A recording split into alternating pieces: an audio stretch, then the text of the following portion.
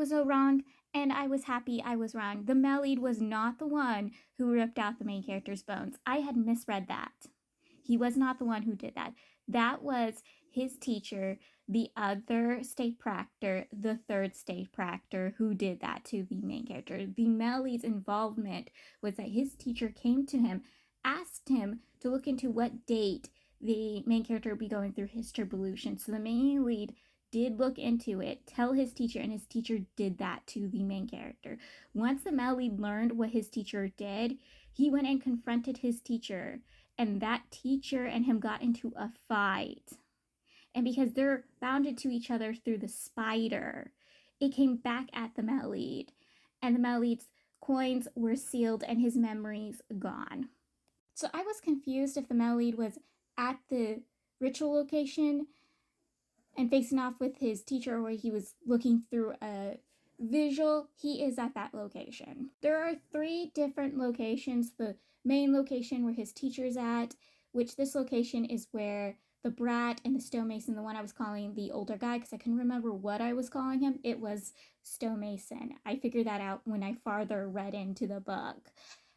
He has 2 other locations. One of those locations the diviner and ritualist is at, and there's a 3rd location, but I don't know who's at the 3rd location. I know they're like members of the court of imperial sacrifices, but we're not actually given which characters are there. We just know that there's a 3rd location. But at the main location, there's the male lead, his teacher, the brat, the stonemason, and other people who were captured and put to sleep and are going to be sacrificed to stop the huge flood that is coming. And the artifact that is being used to bound down the arrow is the main character's bones. So the male lead is there to stop his teacher, because again, his teacher is about to do something really horrible and vile to stop another horrible and vile thing. So this part had me confused after the main character shows up, so I'm not really sure if he was fighting against the male lead teacher or he wasn't. All I know is that the male lead's teacher was taking damage, and when he takes damage, the male lead takes damage, and he tells that to the main character. But I'm confused about the main character's feelings about the whole thing, because I couldn't tell if he was upset that the male lead was taking damage or he didn't care. I think it was a mixture of both of those. That's why I was confused. But sooner or later, the male lead's teacher dies. The ritual is actually stopped by the diviner, who's in her own little location, so she really doesn't know what's happening at the location the male lead and the main character is at, facing off with the other state proctor, the 3rd state proctor, the male lead's teacher. But she decides to ruin air. I think it's because she realized she and her comrades were slowly dying. Their life force was being drained out. Their blood was being drained out of them. And she wanted to stop it or get her own little revenge against the state proctor, because obviously he set them up to all die. So she, wanting to ruin his plans, stopped it. That was only my ideas. It doesn't actually state why she did it, but she does stop it. She ruins the 3rd state proctor's plans. The ritual is done with, there's nothing stopping the flood from coming in and destroying more lives than the ritual would have, which, again, the ritual is still a horrible, vile thing and shouldn't have happened at all. The male lead steps in to stop it. He uses his coins, his life force, and his own bones. His bones are Buddha's bones, and he's using them to stop the flood from coming and taking a ton of lives.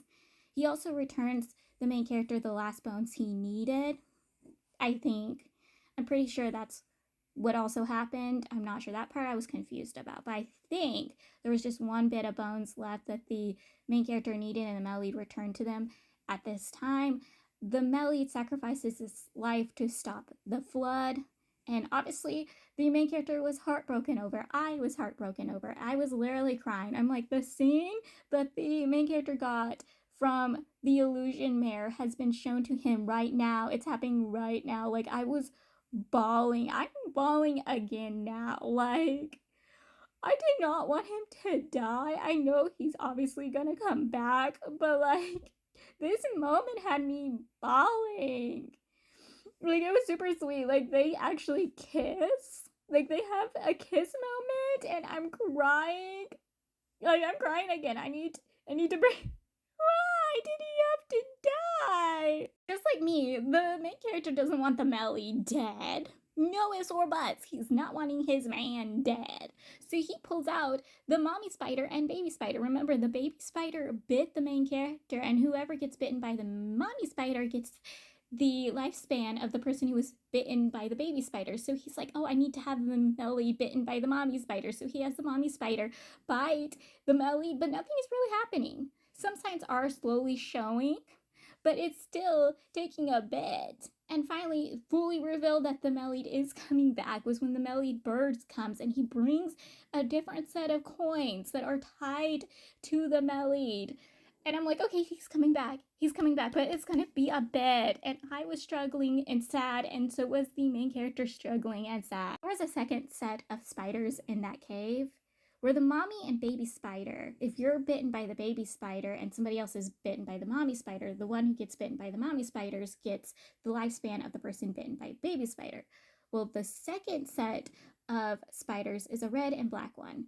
The person bitten by the red one will have all its misfortune displayed onto the person who got bitten by the black one. And guess what? The male lead was bitten by the black one, and the main character was bitten by the red one. And he was just bitten by the red one.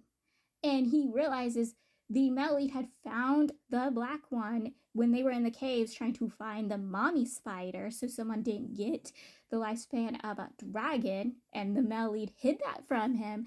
And now in the male lead's next lives, he will get the main character's misfortunes placed on him. And I was crying when I read that. I was bawling. Okay, I was bawling harder than I was bawling when I thought the Melly was dead. Like, my heart can't handle this, okay? It is like the pain and suffering I was feeling when reading Remnants of Filth, and at the end of the book, when the main character passes on and dies, he won't be with the male lead in their next lives. He's basically gone. He won't get another life. Like, I was bawling just like I was bawling then. Once he knows the male lead is going to come back to him, he picks up the male lead's body, takes it back to the male lead's place, and safeguards it there while he does his research to search and find the Mellied. You know where the Mellied is? His spirit is with the very first state proctor, and they're just spending quality time together. We also discover that the Mellied is actually the second state proctor, and he is reincarnated to become the fourth state proctor. Confusing, but that is the truth. The state proctor position, because you're like, oh, first one, second one, third one, what are you talking about? So that is kind of like, you ever watched Princess Bride? So in Princess Bride, there's this pirate that is feared by everyone, and the male lead becomes that pirate, and he is believed to die by the hands of this pirate until the main character meets him once more and realizes it's him. Yeah, so basically, in Princess Bride, the pirate picks an heir, raises this heir, then switches places with the heir and makes everyone believe the heir is actually the original thing. It is exactly the same thing with the state proctor. Everyone thinks there's just one state proctor, but in actuality, there has been four.